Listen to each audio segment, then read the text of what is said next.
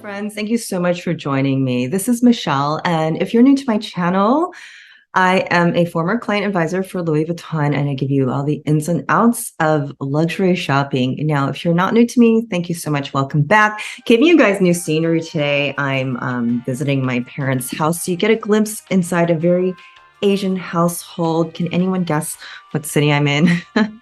Anyways, I wasn't planning on doing this video, but I wanted to sneak this in just based on the reaction of my last video about the rich ladies who buy fake bags. I had so much fun reading all of your comments and your reactions and hearing your reaction to like, what would it be like if I accepted a fake?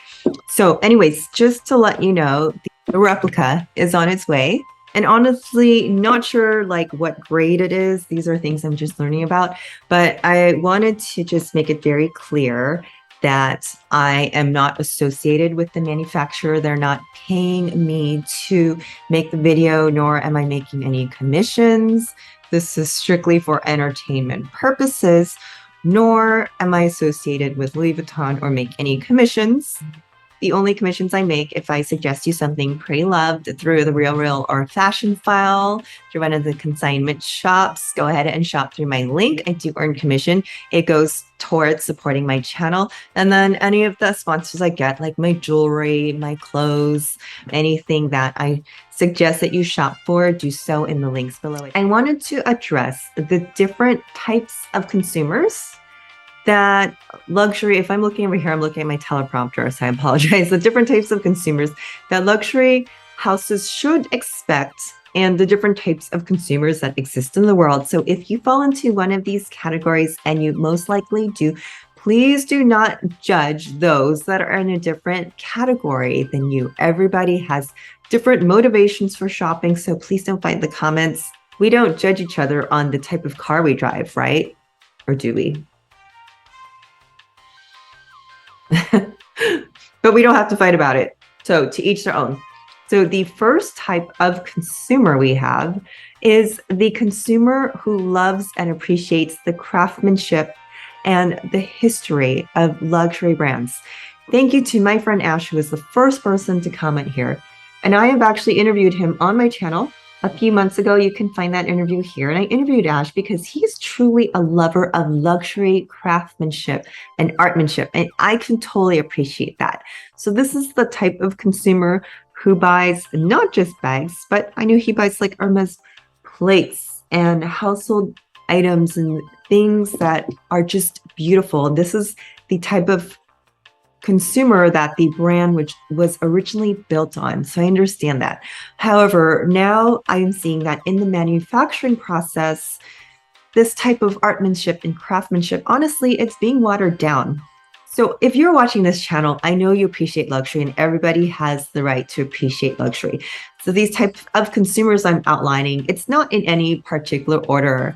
Not meant to shame anyone. There's no priority. They're just different types of customers. So the next category I'm going to discuss is the category of status chasers. Social media has created a monster of status chasers. So when I worked at Vuitton, a huge amount, 60% maybe of everyone who walked in the store, maybe more, status chasers, wanting a bag for no specific reason other than this is the hottest thing on social media. Will it improve my life? Will it make me better, smarter, healthier? I don't know. But hey, you know, wanting that logo, that's okay. That's okay, as long as you're behaving properly in the store, if you're behaving correctly, not hurting anyone, and not hurting your own finances to have this status piece. Well, that's a whole nother Oprah.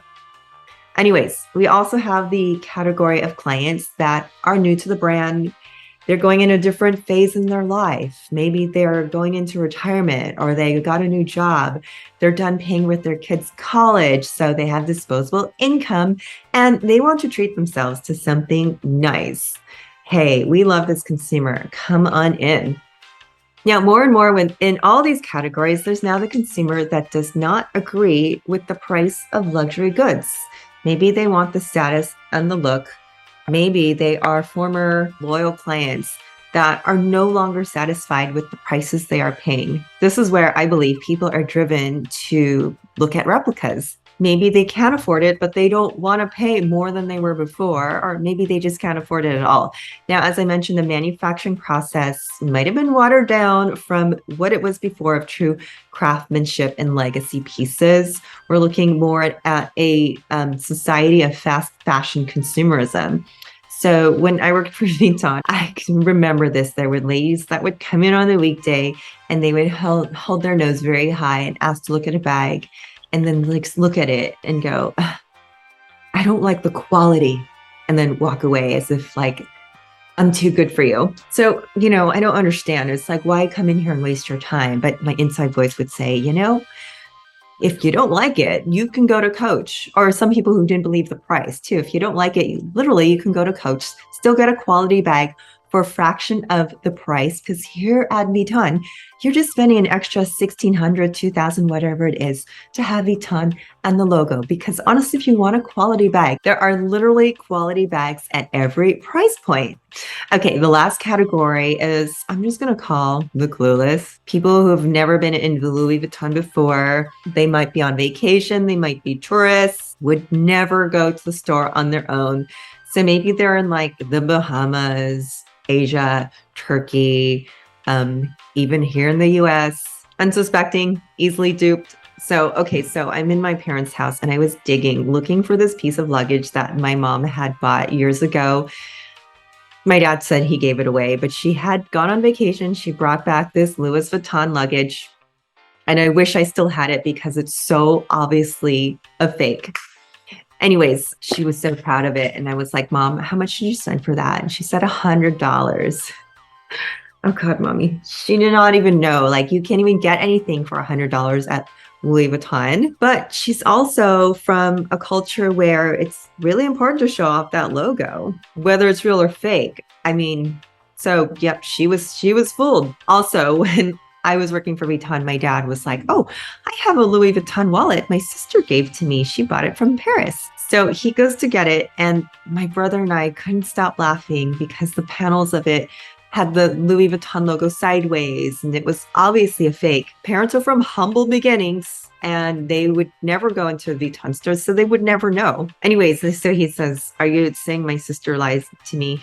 Dad, everybody knows your sister is a liar. Okay, anyways, now that I've addressed the different types of consumers and a little bit of family laundry, what was I saying? Oh yeah, different types of consumers, and not saying one is better than the other, so don't be fighting or don't be judging each other in the comments. Also, different consumers just have different priorities. So another viewer commented, Mercedes does not have replicas, but Vuitton does. So for me personally, I choose to put my money into my car, into my face, instead of my handbags. But other people might want the handbags instead of the Botox. And that's totally okay. It's totally up to you. Even in the upper echelon of rich people, and you see this when you're working retail, you see this in consumers that, hey, even if you have a lot of money, you don't want to spend it all. You still like looking for a bargain. Probably how you stay wealthy. And then you see not so rich people who just like want to spend all their money like they have something to prove. But anyways, my point is there's literally a product for everyone, whether it's legit or it's counterfeit. And we all know, and if you don't know, not all counterfeits are made equally. I like this comment here. Thank you from Sob Guy, who mentioned that a replica Birkin can cost $2,000.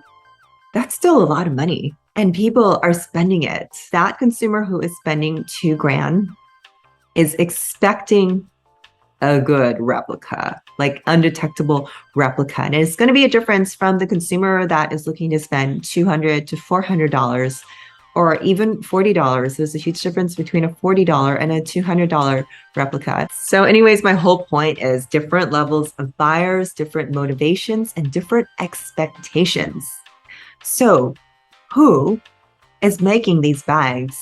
How many of us assume it's made in some podunk village in the middle of China? Well, look at this article, you guys. Look what I found. This counterfeit ring was busted in 2012 in France, near the Hermes headquarters. Hermes employees were involved. What?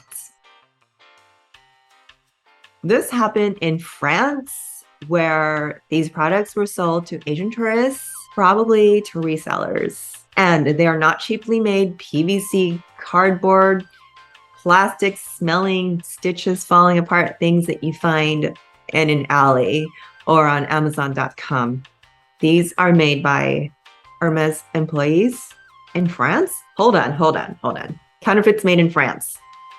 Let me just rewind, because when I worked at VUITTON, there was a consumer who came into VUITTON in the US and was like, I only want a bag made in France. Order me a bag made in France. And it was a big deal, even though there are a lot of VUITTON bags made in the USA. So Inside Voice was like, why don't you just go to France and buy one? But anyways, hey, haha, look, joke's on you. These counterfeits are made in France. Not only that, but these were made with stolen materials, authentic Hermes materials and tools by Hermes artisans. The ringleaders were 3 friends, employees of Hermes, who recruited other employees, leather workers, cutters, assemblers. They stole packaging, raw materials, tools, everything. So were they made exactly the same way a real Hermes bag would be made? Yes, and even by the same people. You'll just save like, $18,000. Okay, morality police. I'm not saying it's right or wrong. I'm just saying when you get to that level of craftsmanship, when that is a very sophisticated, high skill level. So there was even somebody involved in importing the crocodile skins, crocodile bags, you guys. Someone in charge of hardware, and 4 leather workers that they recruited. Okay, so this ring targeted Asian tourists and had clients in Hong Kong, all being duped into thinking they were buying Hermes, but they were just buying Hermes. But pretty freaking close. Okay, holy freaking inside job. Well, like I said, this takes a high level skill. So I wanted to address this. I have no evidence for or against. I'm not discounting anyone's ideas or opinions that child labor is exploited through fakes or replicas. But listen, y'all, I just told you who was making these bags. Okay, so just equate this to me. I've been doing eyelash extensions. It's a very detailed job. And just say, hey, baby girl, do these eyelashes for me. And she'd be like, I don't know how. See, these kids, they don't have this type of skill level, okay? And if she did, well, our house wouldn't be so humble. Anyways, just let me jump on my little soapbox here, because laborers, workers can be exploited in every industry at every level, even in the luxury level, okay? Even if you don't suspect it's a problem, like just look around your house and everything you use and everything that's around you. If you bought something from Target, Best Buy, Walmart, Amazon, if you have Nikes that cost less than $70 or so, chances are, even stuff you eat and drink, pharmaceuticals, chances are you could be indirectly supporting a factory or industry that may lack practicing labor laws to the T. Let me just draw you a picture from my experience in fashion manufacturing, that, you have the heads, the VPs, the quality control, and they walk through and they check for violations, check. Everything looks great. And once they got on the plane and fly away, this factory owner, they might decide, well, I'm going to get greedy. I'm going to take other jobs from other people. And that way I'm going to outsource these goods to a smaller factory deeper in the woods. And those people already did their quality control, so they don't know that I'm doing this. And it gets pushed out and pushed out. And that's how companies like Gap and H&M have gotten in trouble, because simply once that inspection is done, the factory owner can turn around and go deep down that web of other manufacturers where I can outsource these to. This happens in every level, every industry. Is like, look at all the consumer goods we get so cheap and they're disposable. Hey, I'm not saying it's right or wrong. I'm just saying, be sure that you're clean.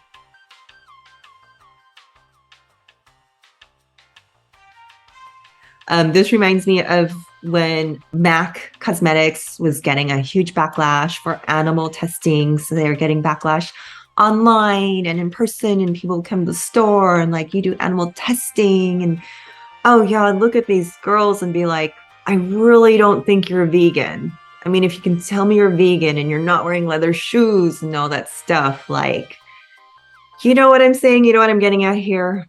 Okay, anyways, with that said, like I was saying, these high-level replicas are not being made by children. Low-level fakes, very different from replicas. You can tell a fake from a replica, usually. Most people can we? Anyways, moving along, back to the article. The sentences, I did say in my last video, there aren't many consequences for carrying a fake. And obviously, the consequences for being the ringleaders, 3 months to 3 years. And the highest sentence was the ringleader was fined 200,000 euros, which is the equivalent of 233,000 USD. And at the time of the article, had an arrest warrant out. He or she was suspected to be hiding in Vietnam. Anyways, all this sentencing seems to be a slap on the wrist, and they probably just went to another country and doing the same thing. I'm sure they made millions in this operation, and their fine seems to be pretty low. Anyways, again, I'm not promoting or condoning. I'm just saying, like, some of those high-level goods are not where you think they're from. I mean, if it can get under the noses of Hermes, how many other inside operations are going on here? So the problem, though, is that these counterfeits, fakes, whatever you want to call them, they're typically just leeching off of the actual luxury brands' marketing, their image, building the dream. They're capitalizing on these consumers just being so crazy about wanting that logo and that bag. So either way, fakes, knockoffs, even the real deal, someone's profiting, whether it's organized crime or not, selling the dream. They are just riding the coattails. So no, it's not really fair. Life isn't fair. Another comment. Oh, this person always comments really good stuff. It's just a bag, people. It's just a bag. Whether it's luxury or contemporary, replica, Target, Walmart, Macy's, Nordstrom, like there's a bag and a price point for every single person. And unless you know who is really making that bag, who's making that bag you bought at the Gap, who's making that bag you made at VUITTON, don't be surprised if those same people, they might be making the same salary. They might have the same conditions. So if you don't know, you don't know. Anyways, you know my point. Thanks so much for watching, guys. Don't forget to like and subscribe, and I'll see you in the next video. My name's Michelle. See you soon. Bye.